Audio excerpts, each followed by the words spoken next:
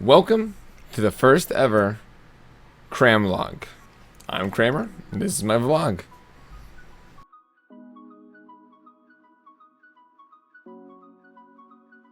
So we just got back from PAX Prime. I almost said PAX East. I'm like, that's not right. I might have just woken up from a 3.5 hour nap at the end of all this PAX shenanigans. PAX. I'm not good with puns. I figured I'd just get into some of the stuff we saw. One of the interesting things was a lot of contests or like giveaways for taking social media pictures, which obviously is a large part of just our culture now. Back in the day, you like play a game, you see a game, you talk to a dude, shake some hands, get some stamps, and you get a shirt, you get an ice cream cone, you get whatever. Now you take a selfie with a food truck and you get a muffin or something that has frosting everywhere, 90% frosting, or an energy drink that origins are unknown. Got a shirt from Logitech, for example, just taking a selfie with just one of their employees. I got, like I said earlier, an energy drink and a cupcake. That was pretty cool. I guess, you know, sometimes you're running low on meat sticks and you need some blood sugar pump. One thing I definitely noticed was there's not very many panels of interest for me anymore. For a long time I would go to the Penny Arcade panels themselves, which are still good. We kind of see the same content over and over again, or hear the same answers to the questions over and over again. But it's kind of nice to get a finger on the pulse of their office. At least I'm kind of finding out what's going on. That's always nice. But lately I've been really into Twitch. So like Twitch is a very big part about my life, and at South and East I went to a lot of Twitch panels. For the most part it's just like anecdotes or like how to start, stuff like that, anecdotes of how they started, but it's something. It's good, it's fun, it's fantastic. But it makes me wonder if there's less at PAX West because of TwitchCon.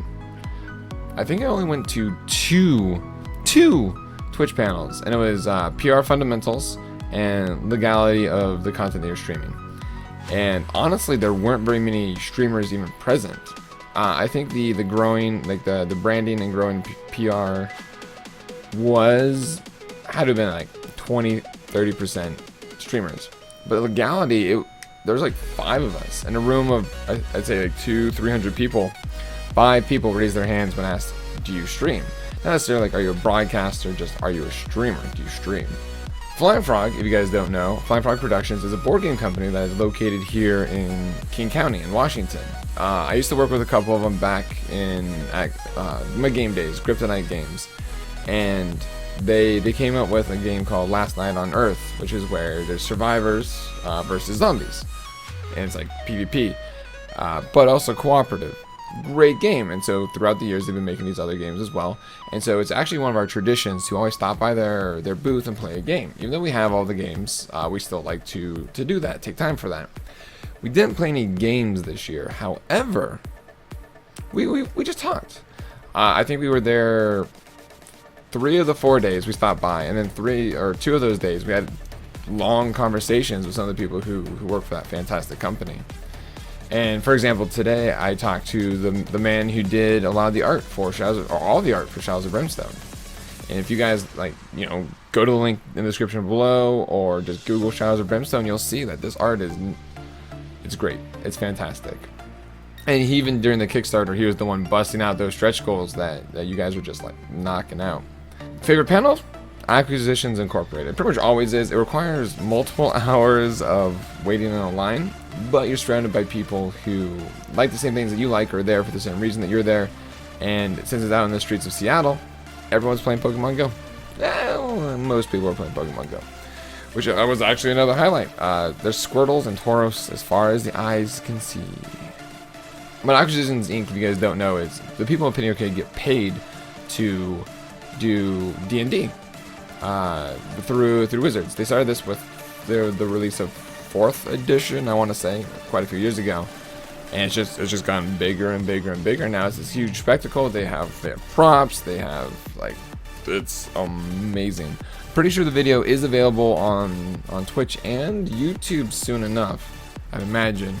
It was also streamed through Fathom events to theaters around the US.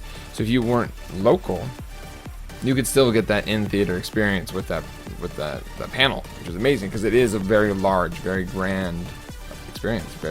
It's huge. But also, Super Mario fucking Brothers 3 is also huge. You haven't lived until you've seen a man in a power glove on top of a stage talk about Super Mario Brothers 3.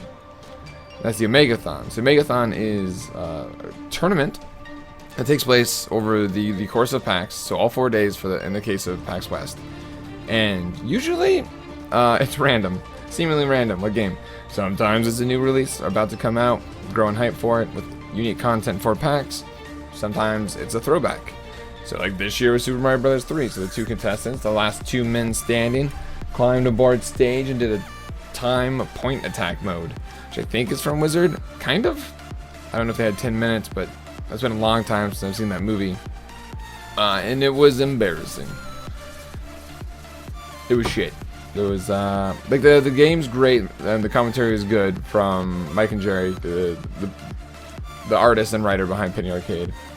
And as you guys know, maybe Starvolf and myself actually just played through Super Mario Bros. 3 last Thursday, so the night before PAX. And I don't know why not everyone has decent Mario Brothers skills.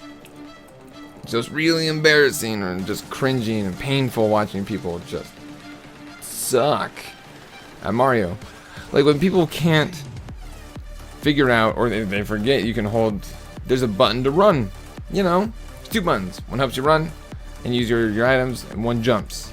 Not rocket science. Apparently it is.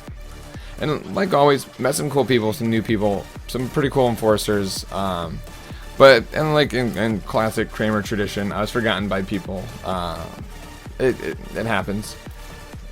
But luckily I had, you know, Merlin, Starvolf, Krashiny there. We got to hang out quite a bit and just wander around and be pals. However, my friends, all your beautiful faces, the highlight of PAX was the kittens. Motherfucking kittens. You probably think that's weird. You think it's weird. But kittens. There's an agency who actually they work with the people who do Exploding Kittens, and they bring in adoptable kittens from a nearby shelter, and they have these tents set up. You go in, you check in, you get a card with your group, and you go into this tent and you just hang out with kittens for like 10-15 minutes. So there's an AFK room, there's a place for your mental well-being to go if you're experiencing too much stress. But none of that holds a pod to fucking kittens. Wait, okay, that's a bad time to use that word. Fucking kittens. Stay classy, Kramerica. So yeah, the highlight was kittens. Lowlights? It's PAX in Seattle. It's crowded. It's very, very crowded. Not much we could really do about that. And the Twitch outcome, like I said earlier, our Twitch presence was a lot smaller than expected. But I feel like it's because of TwitchCon. Just like, makes me wonder that a lot of people only have budget to travel only so often. And if you're a small broadcast or a small streamer or a small broadcaster and you want to do something Twitch related or network, you're probably not going to choose PAX West over TwitchCon because it's a month away. So I'm assuming a lot of people are saving that for the big guns down in San Diego. I don't know why I put this under my lowlights list. I think it's because I'm like just a dick or dumb. D&D, dumb and dick. But time with best buds is under my lowlights category. I don't know why. That makes me feel mildly inept, and I'm okay with that. Yeah, okay with that. That's pretty much my PAX experience.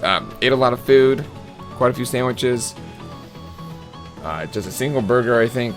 Drinks. Went to a Dishonored party, which was actually quite cool. They had actors, they had boats. They basically ran out this like small marina and made it kind of like the world of Dishonored. So that was cool. Very unique. Very far away. But it's worth it for the unique experience. Past that, didn't go to the Twitch party. Tried doing karaoke with some people. That didn't really work out well, but got to hang out with the new friends, like I said. But on that note, I want to stop talking because my voice isn't doing good. It's late. I'm tired. I want to touch your butt. So everyone, have a good rest of whatever you're doing. I'll see you all next time.